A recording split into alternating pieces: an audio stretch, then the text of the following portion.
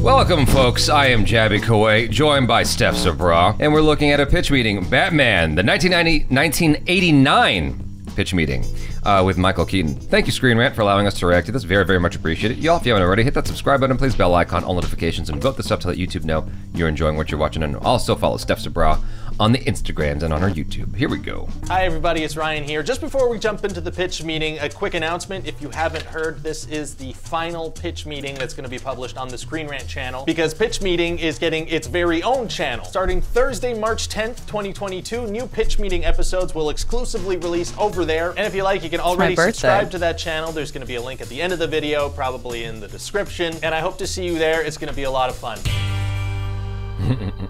So, you have a movie for me? Yes, sir, I do. I was thinking we could do a Batman movie. Well, all right. I mean, I think Adam West is in his 60s now, but he could probably swing it. Actually, sir, I was thinking we could get Michael Keaton to play Batman. Do you notice the computer in the background? It's amazing. He made it old school. Oh, Mr. Mom? That might upset some people. Yeah, well, you know, maybe that could be a thing. You know, people getting unreasonably angry about Batman casting use. Maybe that could be a thing for decades to come. I guess it'll get people talking. So what happens in this thing? So there's this family, right? And they're about to get mugged by these bad guys in an alley. Oh, and Batman swoops in and stops them? No, Batman lets that part happen. Oh. But later, once the mugging is over, Batman pops out and scares the bad guys. Okay. And one of them shoots him in the chest and he pretends to be down, but he's actually okay. So then he pops out and he scares them again. So does he return the stolen items to the family? No, sir, he doesn't. But he tells the bad guys, hey, tell your friends about me. And then he jumps off a building and leaves. Okay, so Batman doesn't stop the mugging, doesn't return the items, gets shot, asks for free publicity, and then runs away. That's right. Okay, I mean, interesting hero tactics, sure. Yeah. It works cinematically. Yeah. So what else happened?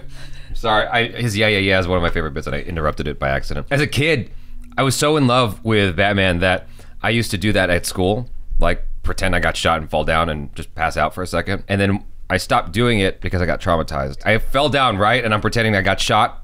And I opened my eyes, and this kid's butt is in my face, and he farts in my face. No. And I was like, you know what? I'm never doing that again. You can't. That's the last time I did that. You can't go back from that. This opening, I know it's kind of goofy, but it works cinematically. Publicity and then runs away. That's right. Okay, I mean, interesting hero tactics, sure. Yeah. So what else happens? Well, we're gonna meet this organized crime guy, Jack Napier, right? And he's gonna end up being the Joker. Oh, very cool. And by the way, I was thinking we could get Jack Nicholson as the Joker. Oh yeah, he's very good at acting. Yeah, he is, but I don't think that'll be really necessary. That's a good point, actually. So anyway, this Jack guy, he falls into a vat of chemicals, and that makes him even crazier than he already was. Oh, going insane via chemicals is tight. Oh my God, sir, did you fall into a vat of chemicals? Sure did, buddy. Doctors said it might lead to weird hallucinations, but I haven't encountered anything yet.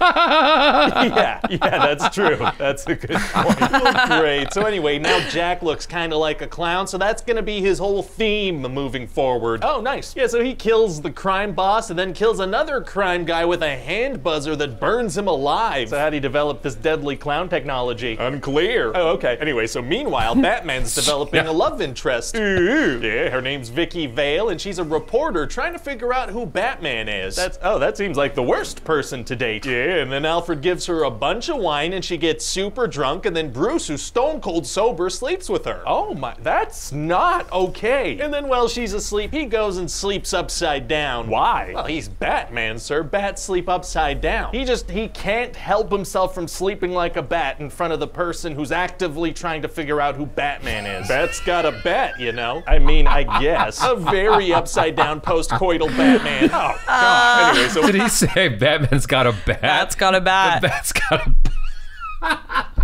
That was one of the things I had to stop the movie for and be like, what's he doing? Is he sleeping like a bat? Yeah. And my friend was like, yes. I was like, what? It's just good stretch, that's all. Yeah, the theatrics of Michael Keaton's Batman, though, is A1. The way he walks into a room, it's just so theatrical. No, for sure. I had the biggest crush on Vicky Vale as a kid, too. Michelle Pfeiffer.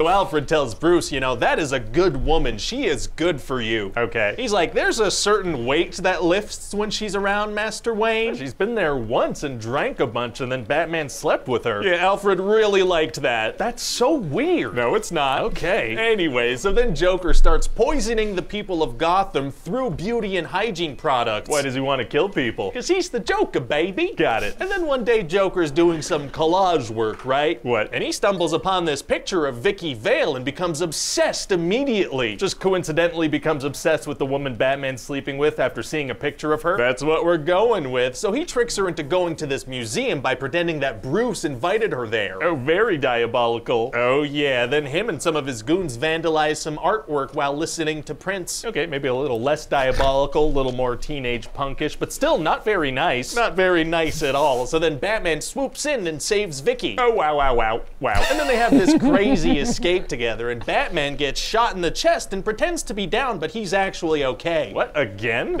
Yeah, he does that again. All right. And then he brings Vicky back to his Batcave and explains that he's figured out how to fix Joker's poison thing. Why didn't he tell the police or something? Why wait? Well, he decided he wanted to tell this journalist he's hooking up with. But people are dying, right? Yeah, and so then Batman knocks her unconscious using some gas inside his cape or something. Why does he do that? Well, she had actually taken some pictures of him, so he needed to get that film roll back, which she was hiding inside her bra. So Batman drugs a woman, and then while she's unconscious, he fishes around in her bra. That's right. And won't more people die while she's unconscious if she's the only person he's told? Oh yeah, probably. And Batman is the hero of this movie. Definitely. And so the next day, Alfred convinces Bruce that he should go tell Vicky his real identity, because Alfred's like really into this budding relationship. So far, he got her drunk, slept with her, knocked her unconscious, and groped her. Yeah, Alfred thinks that's just what Bruce needs in his life. Whoa. So Bruce goes over to her house and shoves her onto the couch and says, "You're a real nice girl and I like you a lot, but for now, shut up." Okay, I'm just gonna say it. I think this guy's kind of a monster. It says right here he's a hero, and then Joker bursts in with his goons. I hated that part. Oh no. Yeah, and so Bruce confronts him and Joker pulls a gun. Uh-oh. And then the Joker's like, "You ever dance with the devil in the pale moonlight?" What does that mean? Well, he says that's something he says to all his prey. Does he? No. Okay. The only other prey he said that to were Bruce's parents, but so this way Bruce can figure that out. Oh, all right. So then Bruce gets shot in the chest and pretends to be down, but he's actually okay. Again? Yeah, that's like his one move. This time he has a little metal tray under his shirt. How many times does that happen? A lot. A lot. So then Joker's like, "Hey, never rub another man's rhubarb," and he runs away. Oh, God, what does that mean? Yeah, granted, I don't know about that one. So anyway, then Joker goes on TV and announces he's having a big parade. So it's important to say that Jack Nicholson likes to improv stuff. And sometimes the stuff he improvs is just weird. And it just works for the character. Yeah. Like in The Departed, there's a scene where Jack Nicholson kills somebody near the beginning of the movie. He looks and goes, he felt funny. And that's in the movie. Like, he just murdered somebody, and he says this line offhandedly, and it's like, but that works for that character, you know? Wow, so I guess a bunch of cops will be there waiting for him, huh? Nope. Oh, I guess they didn't hear about it. But then Joker has these big parade balloons that start spraying gas on everybody. Oh no. Yeah, so now Batman's gotta save the day. So what's he gonna do? I mean, I just clocked it. It's like...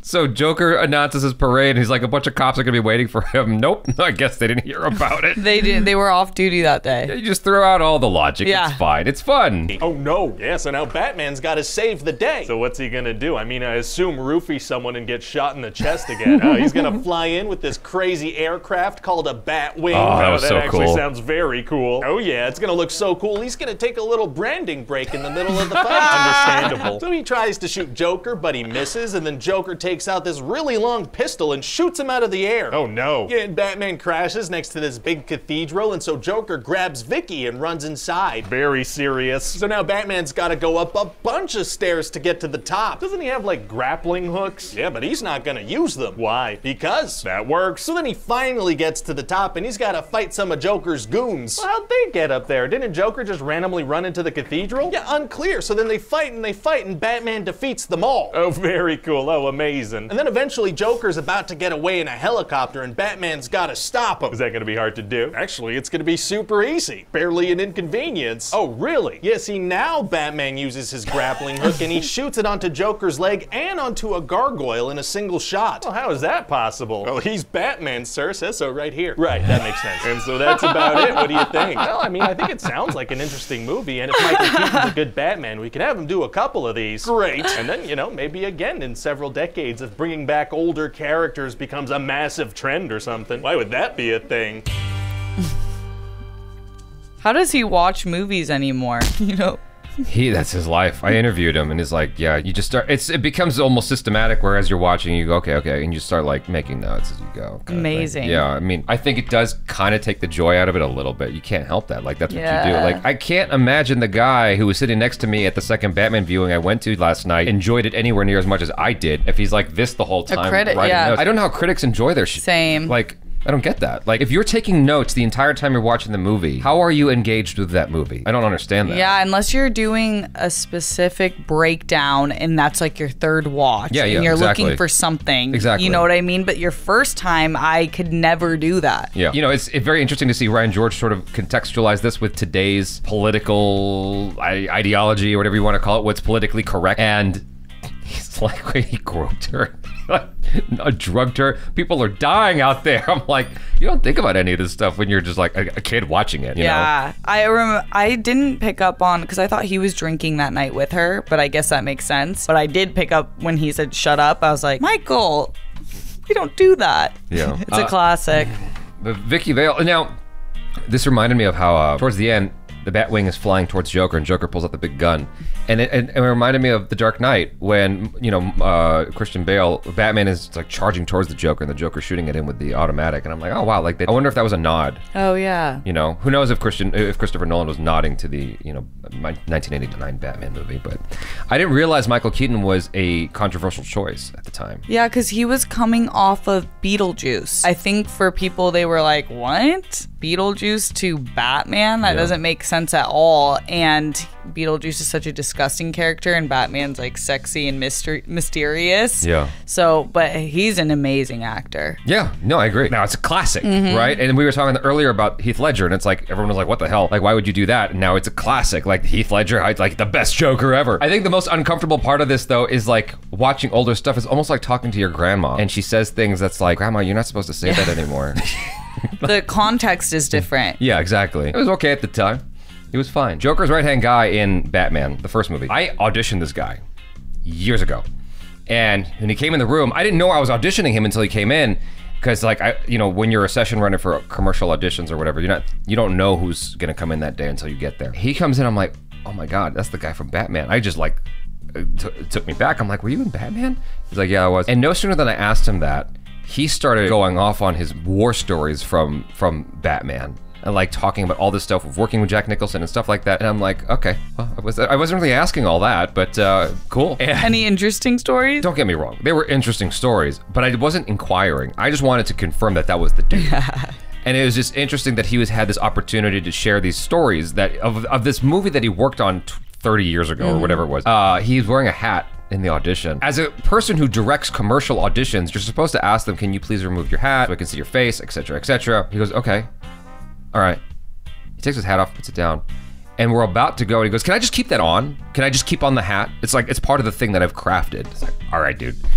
And then the casting director came in the room later. He's like, yo, that was so-and-so. If you audition him in the future, just let him do his thing. He's one of those actors, like, you just gotta let him do his thing. I'm like, okay. I didn't know how important this guy was until, like, I knew he was in a movie, but I've auditioned lots of people who were in Friends and movies and stuff like that. And like, you don't treat them with any special treatment, but this guy apparently was like above everybody else for that day. That was my memory of this guy. It's just weird. Random. Yeah. What a random encounter. I wouldn't have recognized him. I got a weird memory. Are you a Friends fan? No. Okay. Okay, well, anyway. Sorry, Friends people. It's all good. I guess this video's over now. Yeah. Sorry, Steph. I know you were going to stay another hour, but... All right. Well, anyway, this was fun. You guys, thanks so much for hanging out. Hopefully you enjoyed that. I'm Jaby Koay. This is STEPH SABRAW. Peace out.